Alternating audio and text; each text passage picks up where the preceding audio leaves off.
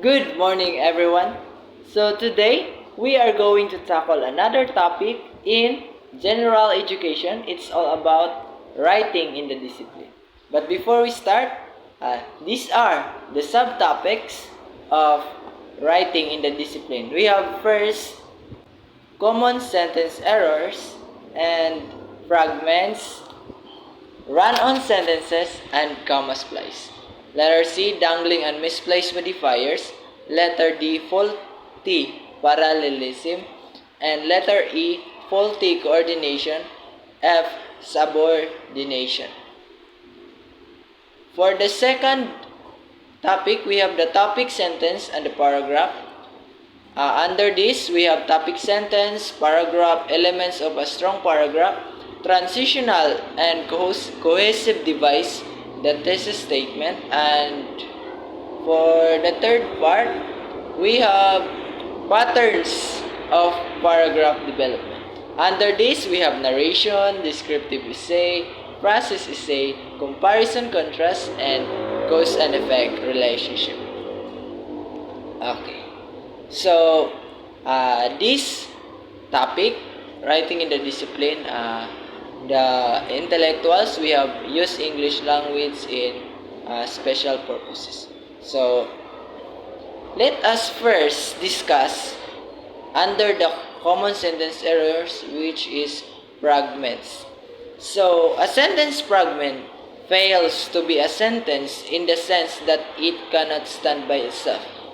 So, what is the reason why it can't stand by itself? Because it does not contain even one independent clause. So, it means that if a sentence does not contain an independent clause, it is a sentence fragment. Okay, let's. There are several reasons why a group of words may seem to act like a sentence but not have the wherewithal to make it as a completed. For example, the sentence fragments, it fails to be a sentence because there is no at least one independent clause. So, a sentence must have one independent clause. Okay, moving on. 8 may locate something in time and place with a prepositional phrase or a series of such phrases, but it's still lacking a proper subject-verb agreement, or relationship within an independent clause. So, for example, in Japan, during the last war and just before the armistice. So, she is locating the time, the place, and with a prepositional series or a series of such places, because in Japan during the last war and just before the armistice, but it's still lacking a proper subject-verb relationship. So if we say subject-verb relationship,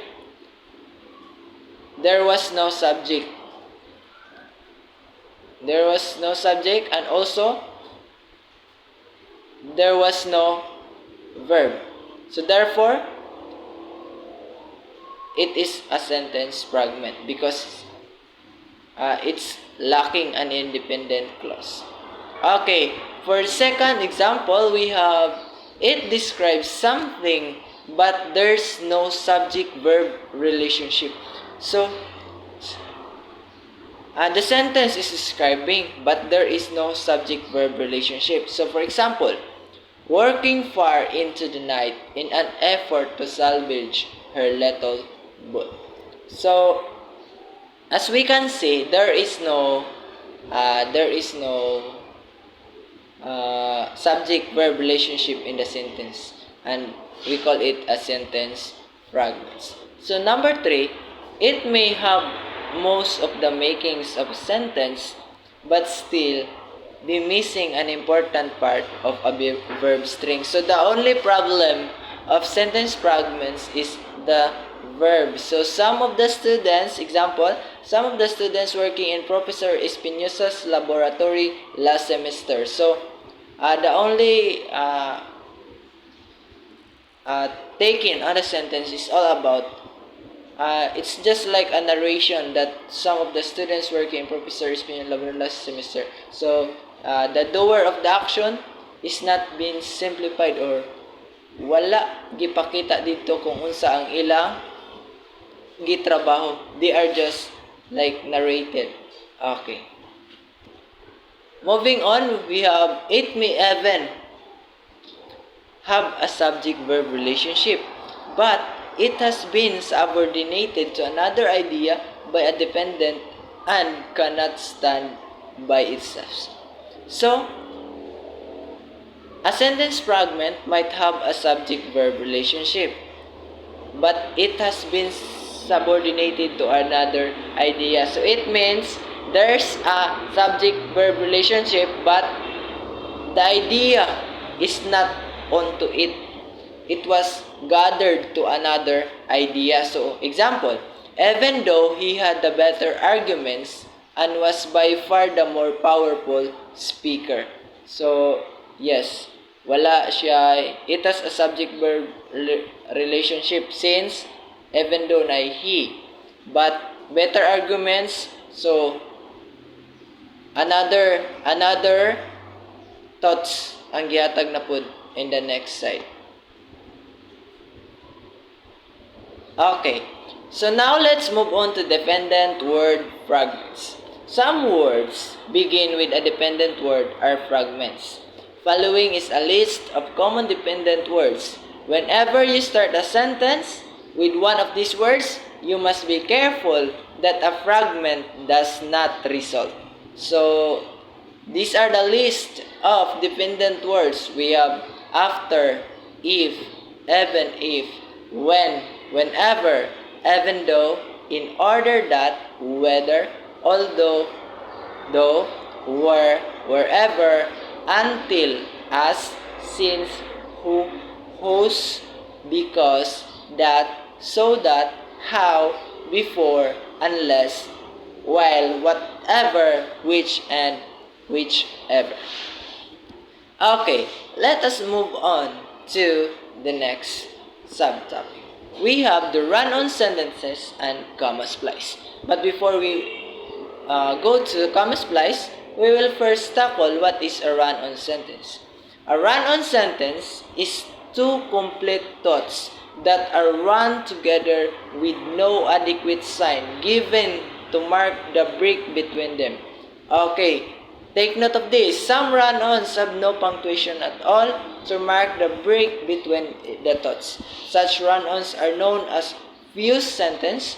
They are fused or joined together as if there were only one thought. So, let's take an example. But before the example, let us first tackle the ways to correct run-on sentences. So, since this is common sentence error, so run-on sentences could be corrected. So, number one, first way, place a semicolon in between the two sentences. So, for example, Jim's father passed the board exam for merchant marine officers. So, place semicolon, continue the sentence. He will be the next captain. He will be the captain of the ship next month. Okay. Second, add a transitional marker, a subordinating conjunction, or a coordinating conjunction. It depends upon the nature of the sentence between the two sentences. So, for example, James' father passed the board exam for merchant marine officers, and he will be the captain of the ship next month. So, what is the additional words? We have and. Okay, and. Because of this, the sentence is now correct. Okay. Moving on, we have divide the sentence into two. So, we should divide. Like mathematics, in English, we should also divide letters or the sentences. So, for example, Jim's father passed the board exam for merchant marine officers. Toldo, point, put a point, and he will be the captain of the ship next month. So, is there a problem with the two sentences? No, because it has a subject, James father, so many subject, and it has also the predicate, which is pass the board exam for merchant marine officers. So next, he, subject, will be the captain of the ship next month is the predicate. So these sentences has a proper subject-verb agreement. Okay, moving on, we have the comma splice. So take note of this, that a comma splice is committed when a writer use a comma without the proper connective. So for example, there's a thought, one thought, and then another thought. So they are combined in a sentence, but they have different meaning. So for example, according to Tiempo and Tiempo, on their destroys the unity of the sentence. Yes, it is very understandable that if you put one thought and another thought, different meaning in a sentence, it destroys the unity of the sentence. So, where is the logical? Where is the correct order of the sentence? So, diba, we can't see that in that sentence. Okay, this is according to Tiempo and Tiempo on 1980. Okay, now, I have here a sample sentence. The crowd cheered loudly when the band emerged from the backstage. Eric stood quietly. Okay, let's take a look at the first sentence. So here, we can say or see or hear, because I just said, you hear that this is a complete sentence. The crowd cheered loudly when the band emerged from the backstage. Then, there's another sentence which is, Eric stood quietly. So this is a complete sentence. Eric stood quietly. A noun, a verb or the action word, and the subordinating word that supports stood. Okay. So, if we say comma splice, we should put a comma because writer use a comma without a proper sentence. So, the only difference is that the sentence uses a comma to divide the two independent clauses. Okay? Two independent clauses because they are not the same in meaning. Very good. They are not the same in, they are not connected to each other, and they have the same thought. Okay, fused sentence. So earlier I mentioned about fused sentences. So here we go. So this is an example of a fused sentence. The bus stopped suddenly. I spilled coffee all over my shirt. Mario told everyone in the room to be quiet. His favorite show was on. Okay, in other run-ons, known as comma splices, a comma is used to connect or splice together or divide the two complete thoughts. Some stronger connection than a comma alone is needed. So, based on this, the comma cannot support the whole sentence. So, for example, the sentence cannot be connected through a comma. So, we have commas, another example. So, the bus stopped suddenly. I spilled coffee all over my shirt. So, there is no comparison between the sentence, but there's a comma. Who correct the sentence? Mario told everyone in the room to be quiet. His favorite show was on. Okay, there is no similarity in the sentence, but with the use of comma, the sentence is correct. Okay.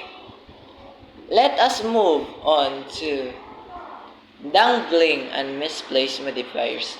Okay, but before the example, I have here a short description about dangling and misplaced modifiers.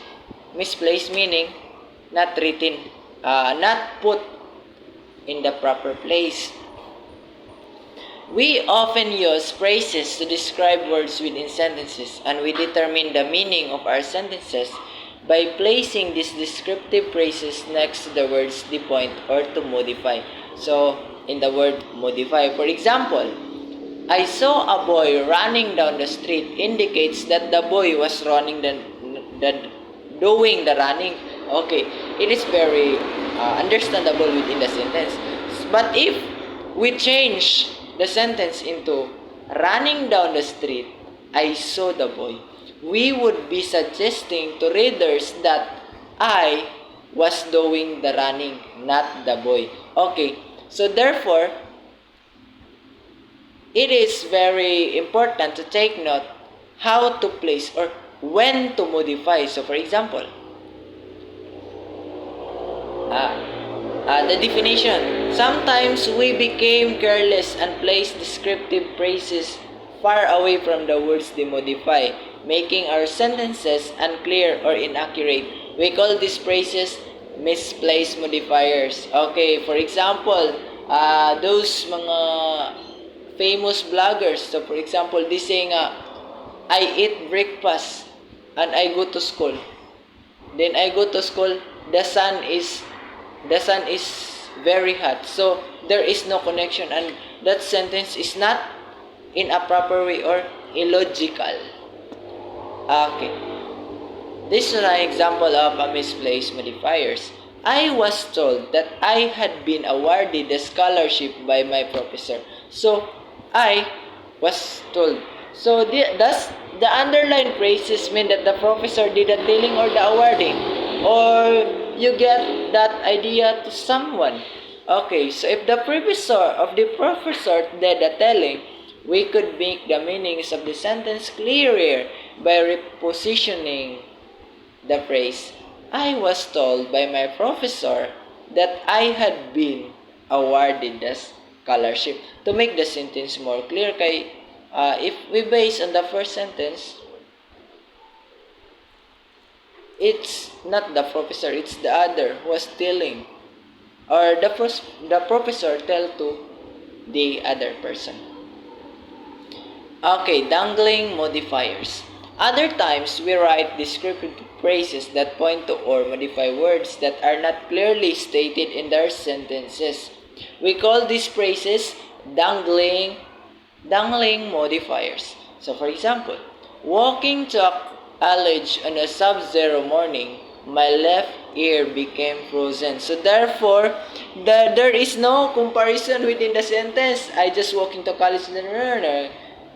We don't know if I was walking and my left ear. So therefore, because of the word my, so it means me.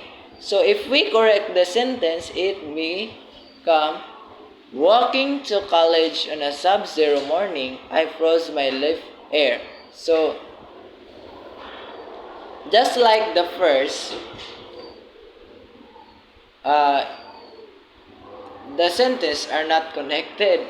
So we will change it with when I was walking to college on a sub-zero, so when I ako, my left ear became frozen. So ako ang dalungan. So it means that this sentence is much clearer than the first sentence. Okay. Let us move to another example. On July 20, 1969, American astronauts Neil Armstrong and Edwin Buzz Aldrin landed on the moon. Okay, watched by nearly a fifth of the world's population. So, we are familiar with Neil Armstrong, the first man who walked in the moon or who landed on the moon. So, he is with Edwin Buzz Aldrin.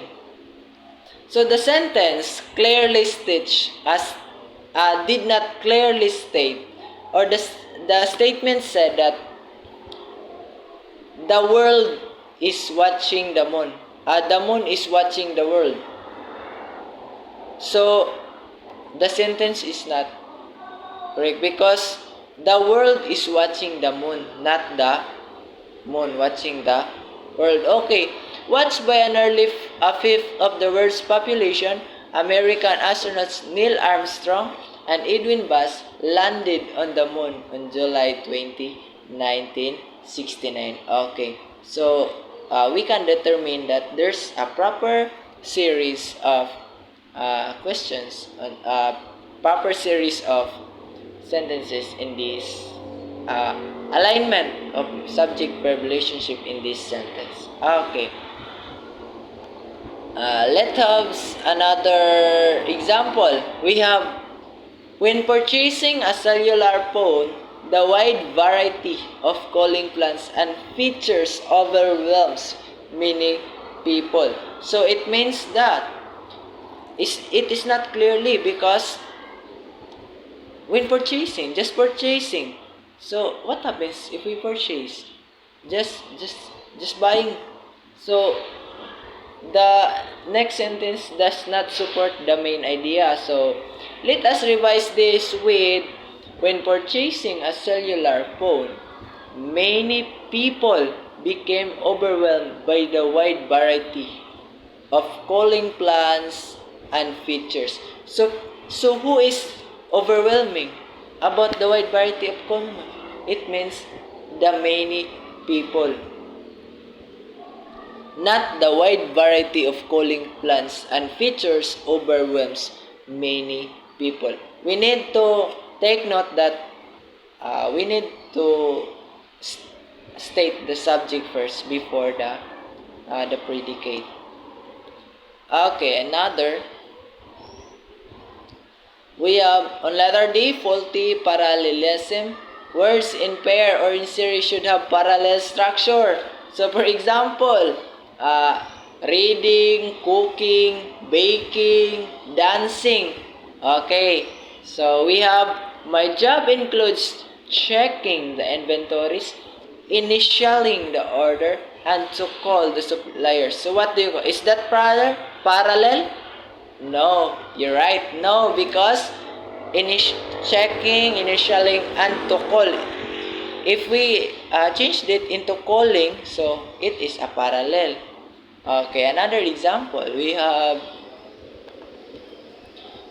grandmother likes to read mystery novels, to do needlepoint, and to browse the internet onto her home computer. So, take note, to read, to do, to read, to do, and to browse. It is a parallel. Okay.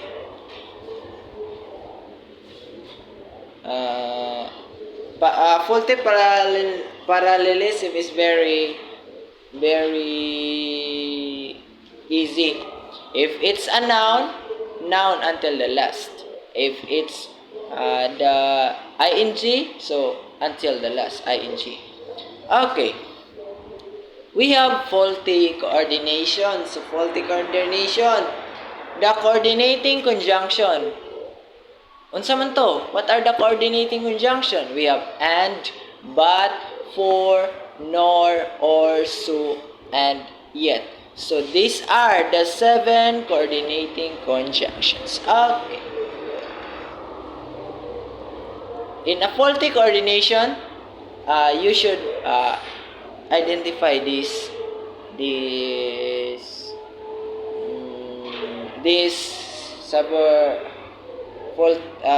coordinating conjunction. So for example, the bowl of squid eyeballs to is hot and delicious. So what is this? The coordinating conjunction, we have and.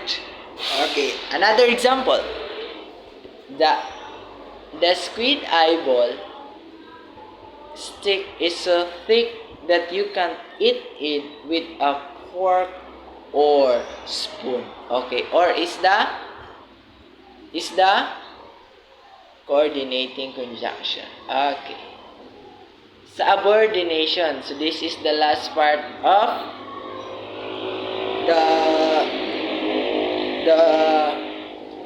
common sentence errors. Okay. We have 3 patterns two patterns in subordination. So we have main clause plus 0 plus subordinate clause. So main clause and subordinate clause, it is subordination. And we have subordinate clause plus the idea, main clause plus the idea. Okay, let's view this example. 3 patterns. Pattern 1, connecting two main clauses. Katong una, main clause plus coordinating conjunction plus main clause. So, for example, while I am at work, muna main clause.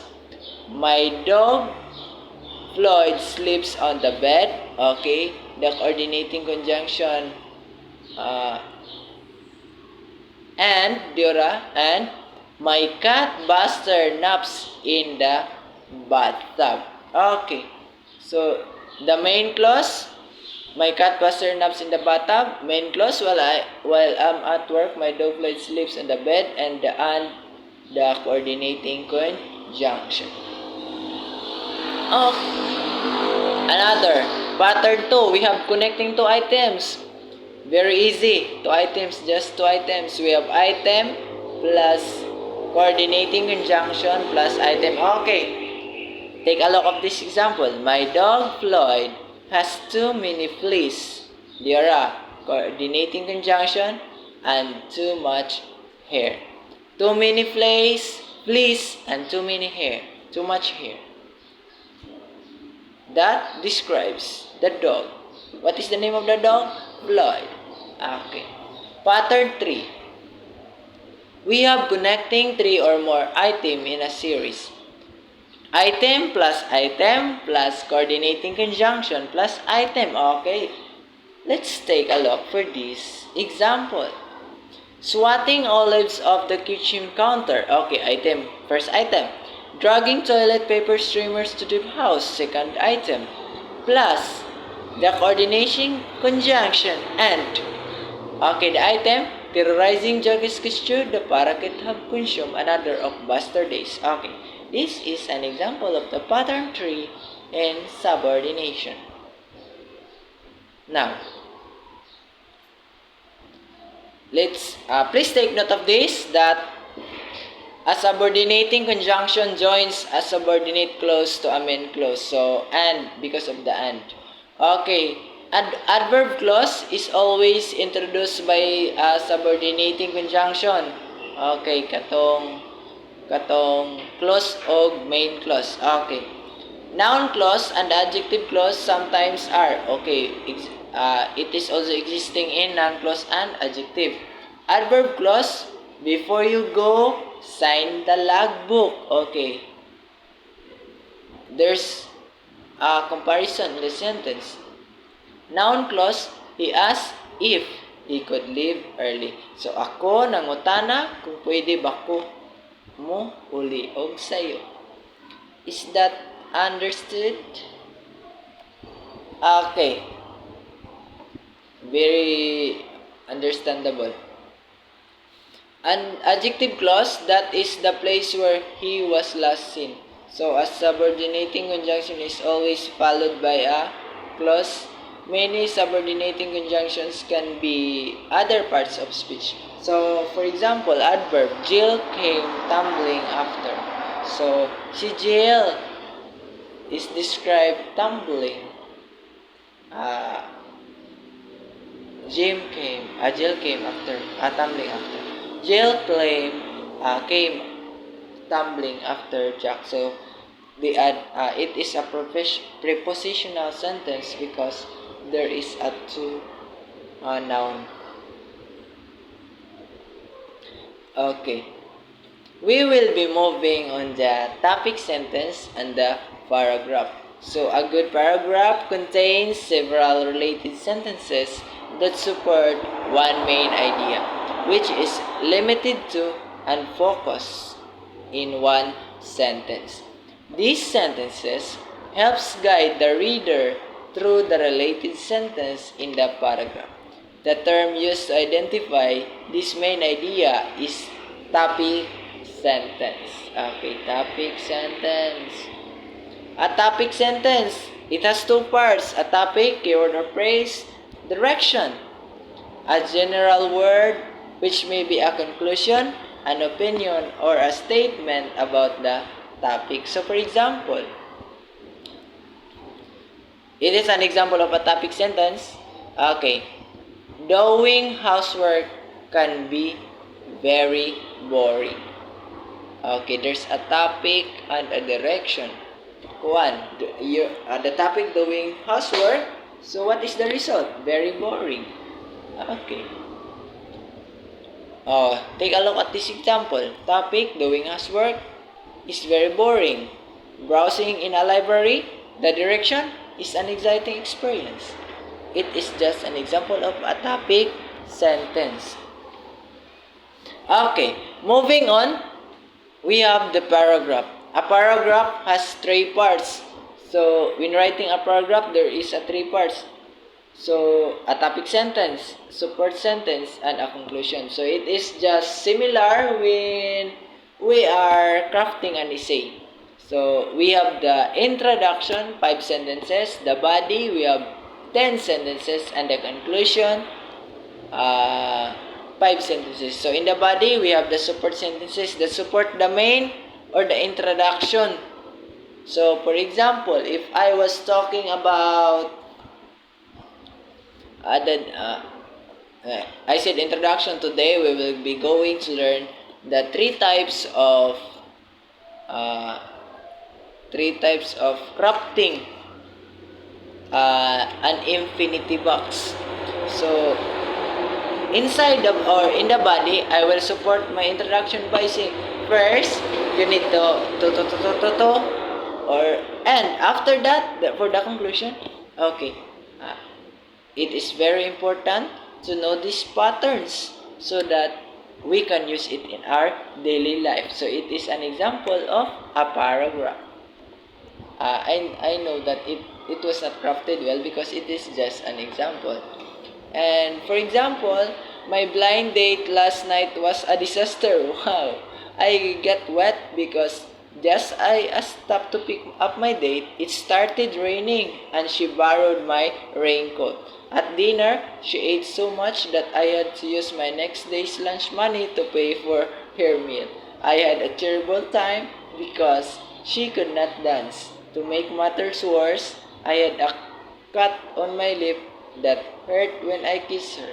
That's the last blind date I will ever have. So, yes, the sentence was, this was the first, the topic, my blind was a disaster, then the supporting, and that's the last was the conclusion.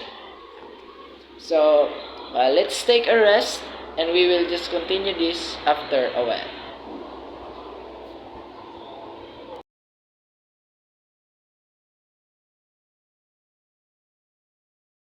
Let us proceed. We have the elements of the strong paragraph. We have the completeness. So, for example, a paragraph must have enough information in it to give the reader a clear picture or a full discussion of its main idea, the topic sentence. Unsa itong main idea? The topic sentence. A paragraph without details or examples will be vague and unconvincing. Okay. Like for example, I said, I will drink a coffee. Then, I was running. So, is that similar? It is very vague and unconvincing. Okay. A paragraph that does not have enough information is called incomplete or undeveloped. Because, yes, basically, if you have a topic sentence or the main idea, then you don't have any supporting details or the supporting details lacks. So, therefore, the paragraph is incomplete or it's undeveloped. Okay. So now we will be another example of undeveloped paragraph. We have dancing can be a good exercise. Yes, dancing could be a good exercise. It can be entertaining. It can be a lot of fun as well. dancing can be very beneficial to everyone. So there's a lacking sentence before. So for example, dancing can be a good exercise. It can be entertaining. It can be lots of fun as well. And another sentence that supports the good exercise. Okay. Example of a complete paragraph. So we will complete it. Dancing can be a good exercise. So dancing can be a good exercise. So the constant arm and leg movements supports exercise. Really good workout support exercise, and a lot of quick movements. So therefore, if you have the main point, you should stay on that main idea. Very good. Okay, if you add another sentence just like comma splice, another thought, then connected with another thought, then that thought will be not understandable, and it will misplace the reader. Very good. It will misplace the reader. Okay, we have logical order. Una, completeness. Second, we have logical order. So, all the support sentences should be in a clear, logical order. Sometimes, the order of the supporting details does not matter. Other times, however, it does matter, because if the sentences are not in logical order, the reader misses the main point of the paragraph. Okay, so I have here an example of an illogical order sentences. I opened the front door of my house and went inside. So, there's no order. I walk up the front steps to my front door. Okay, I walk up the front steps to my front. I go to the door and do the stepping. So, that's just like that. So, we will correct it. So, first we have I walk up the front steps to my front door. Then I opened the front door of my house and went inside. Okay. We have unity. So according to Tsempo, ang katodang comma splices will distract the unity or will break the unity of the sentence.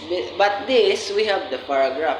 So all sentences in a good paragraph relate to the topic sentences or the main idea. When any idea doesn't relate specifically to the topic sentence, then that paragraph lacks unity or it is not unified. Okay, example. American scientists are working hard to gather facts about sea turtles called leatherbacks. The observers' work, no matter whether it's like on clear days or in a pouring rain. They count the turtles as they come ashore. When the turtles lay their egg, they count. The scientists walk up and down the beaches for many hours at a time. They count the eggs in the sand, then later they count the eggs that hatch. These biologists know that they are collecting information that will someday be important to other scientists. Okay, have you seen the paragraph? There is a unitive starting from how the sea turtles lay their eggs, because the scientists are discovering about sea turtles. So from the start, from the start, if we're talking about sea turtles, then the process will be talking about sea turtles. And the conclusion would conclude all the learnings or that will hit the main idea and the supporting idea. Okay. Now, we will be discussing about another element. So we have coherence. So coherence means in order. Okay, one of the most important considerations in writing a paragraph Is coherence the way all the sentences should be clearly connected to each other? Because if not connected, it means it's a sentence error or it is a paragraph error. Without connecting words or phrases, supporting ideas may be hard to follow and sometimes may even seem to be unrelated to the topic sentence to each other. Okay, for example, when Sue was a child, she learned from her dad how to be a hard worker.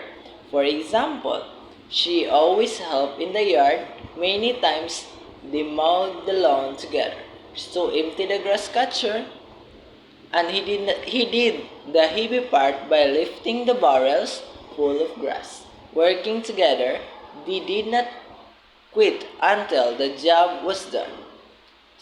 She and her dad worked even after the sun was gone, making sure the edges of the lawn were neat. In this way, Sue learned to stay with a job until she had done well and could feel proud of her effort. It is an example of a coherent paragraph. Okay. Move on to transitional or cohesive device. So, these are the transitional to show. Okay, we have addition, again, also, and then besides, equally important one.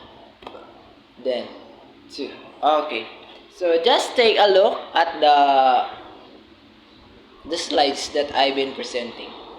So, I will just not talk about all that because that's many. So if you're watching this, you can know what are the transitional or cohesive devices. Wait lang.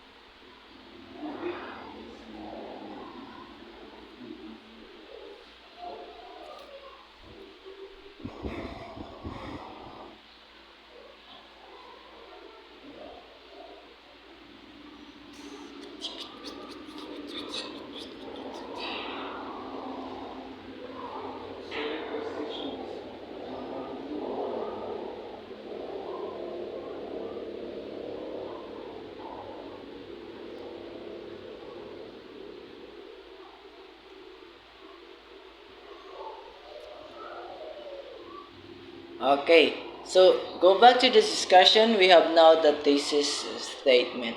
In a nutshell, a thesis statement tells the reader how we'll interpret the significance of the subject matter under the discussion. It is a roadmap for the paper. In other words, it tells the reader what to expect from the rest of the paper. Directly answers the question asked of you. A thesis is an interpretation of a question or subject, not the subject itself. Okay, it also makes a claim that others might dispute. Is usually a single sentence somewhere in your first paragraph that presents your arguments to the reader. Okay. So, you can tell if your thesis is strong if you can answer the following. Do I answer the question? Okay, so you will what? Go back to the question, reread the question from after constructing a working thesis. Helps you fix an argument that misses the focus of the question. So therefore, what will you do? You will recheck, go back, fix the argument, focus on the question because you are answering the question. Very good. So now, second question.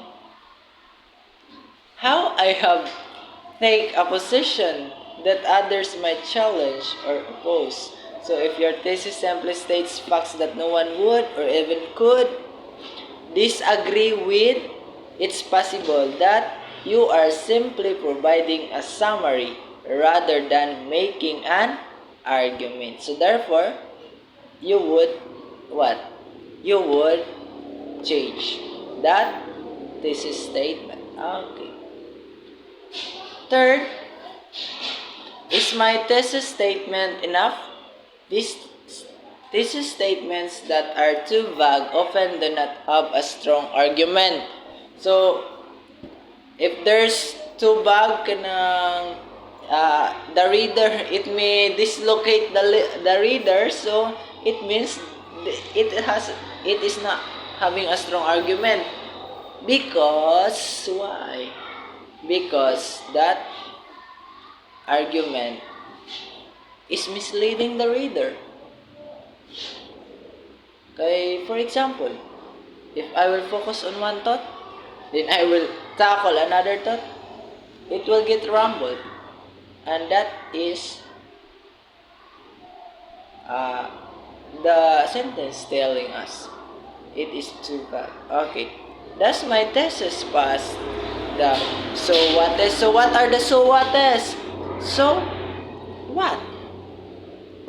Is that there's a question about that. If a reader's first one is so what? Then you need to clarify to forge a relationship or to connect to a larger issue. Pag sinabi ng nagtatanong sa'yo, ano? So you should provide another explanation. Clarify the statement or provide examples so that there's a comparison of ideas. Okay. Does my essay support my thesis specifically and without wandering? If your thesis and the body of your essay does not seem to go together, one of them has to change. Okay, so if the thesis statement is misleading another idea, so you better change it. Does my thesis pass the how and why? So after so what, we need to pass again the how and why. So if the reader's first one is how, why? How can you support that? Why? Why can you say that? Okay. So it is too open-ended and lack guidance for the reader. Okay, a thesis statement has divided into three. We have the analytical thesis, the expository, and the argumentative. But first, we will be going to discuss the analytical thesis. So, okay, analytical thesis, listen carefully. Comprehensive insight to some important issue and the facts that are related to the issue plus the analytical aspects of the same. So, for example, an analysis of a ferruginous hawk reveals two kinds of flight patterns. So, we have patterns related to hunting prey and patterns related to courtship. So, there ang the ferruginous hawk. So, if mulupad daw, there are two patterns. Mulupad nga mukuha og pagkaon and bulupad nga kanang like for example, courtship. Courtship means when there's a boy, there's a girl, then a boy wants to, so she courted the girl. So, just like that. If expository, so this is the simplest, so very basic daw. It is called expansionary thesis. So, it put forth some facts and simplified explanations regarding a specific idea. So, for example, watching too much television may lead to physiological and psychological problems. So, isa ka result, watching too much, isa ka idea, we have different subordinate we have different supporting the first idea. We have the argumentative. So the third type is that of the argumentative. This is presents arguments. So based on the wordings, argumentative, so meaning arguments. So smoking should be banned in all public places. So muna iyang arguments. And two viewpoints. So pwede i-ban siya all the public places, or either the other person would not support that arguments. So there are two viewpoints in public places, or the others might argue that it is proper, other might argue that it is not proper. Okay, very good. So let's take a rest and we will continue the third topic. We have patterns of paragraph development. There are various writing genres or patterns of paragraph development, and each pattern or genre has a specific function. Often, these genres are merged with each other to make the written output more effective. First, we have narration. Use narration to establish a series of events that tells the reader what happened. Narration follows a chronological pattern of development. It is convincing mode of paragraph development to the extent that it tells a coherent story. If we say narration, it is by pattern, or it is in a logical manner. Again, we have a descriptive essay. The descriptive essay relies on concrete sensory detail to communicate its points. So, if we say sensory detail, it uses the different learning styles that we as a learner. So, sensory means with the use of sense. So, when writing a descriptive essay, writers should have a broad fund of modifiers. So, what are the modifiers that is used or we have discussed earlier? So, we have the comma, the semicolon, and also with the use of correct adjectives, or how to uh, develop a complete sentence. So, a descriptive essay uses examples like adjectives. Moreover, writers should be specific in using adjectives and other words that would describe the topic. So, if there's a topic, the writer should use the correct or the best adjectives. So, for example, beautiful may be different from pretty, cute, and gorgeous. So, it's an example of how the writer used the descriptive essay completely or correctly. Another, we have process essay. A process essay may either be how to do or how something works. So, process essay is focused on how to do or how will you do it. So, the main focus to this is to elaborate and how something works. So, how something works, I need more explanation about this. How did you do? Or can you show me a tutorial? So it is the process essay. So in a how to do essay, the the objective of the writer is to tell the reader how a certain product is produced. So how to do? There's a step-by-step process. If we're talking about product, so basically our main focus is on how the product done, and what do we need to tell? The process. Most often, this type of essay uses the first person point of view because it demonstrates how something is done to the reader.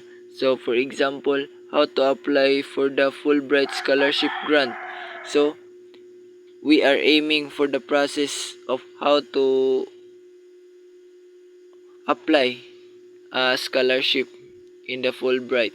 So in this process, how to do, it is very important in creating an essay, and we call it a process essay. We have another comparison contrast. So a comparison contrast essay presents the relationship between two items. This may be in the form of similarities and differences. This essay may be organized by using either the point-by-point organization or the block organization. So a comparison contrast essay is composed into two categories. So it's either point by point organization or the block organization. So as we go along, I will discuss to you how to what are the things that we might see in the point by point and the block organization. So here we go. So for the point by point or alternating arrangement, first we have introduction, in which you state your purpose. So introduction, the purpose of your essay. So second, we have the first difference. So you are uh, taking into topic 1 and topic 2. So for Roman numeral number 3, we have the second difference from topic 1 and topic 2. And the fourth, we have third difference, topic 1 and topic 2 again. And lastly, we have the conclusion. So now we have been continuing to the block arrangement. So Roman numeral number 1, introduction, in which you state your purpose. Roman numeral number 2, we have similarity slash difference or factor 1. B, similarity and difference or factor 2. Or C, similarity or difference or factor 1. So Roman numeral number 3, topic 1. So same with the process. And Roman numeral number 4 or 4, we have the conclusion. So lastly, we have the cause and effect. So the cause and effect essay presents the reasons or results for something. There are two possible ways to outline a cause effect essay. So for letter E, single cause, multiple effects, or B, multiple causes, single effects. So uh, this essay is reversible. So it's either you have a single cause and you have multiple effects, and for letter B, you have multiple causes and single effect. So the important thing is that you point where is the cause and the effects in your essay. So sometimes we did notice that the sentences we create is having the double cause, the double effects, so it is not correct. So thank you for listening and watching my video presentation about the topics in the subtopics in the writing and discipline. So God bless everyone and keep safe, and uh, please do relaxation after this long journey and learning. So we will continue again another topic next time with short or a brief explanation about that topic. So we said and we learned that every day is a learning. So you should do things that can improve your mental health, your physical health, spiritual health, and also your physical health. Because without this, lot of without those kind of meditation or the love of yourself, you won't gain the learnings that we have discussed today.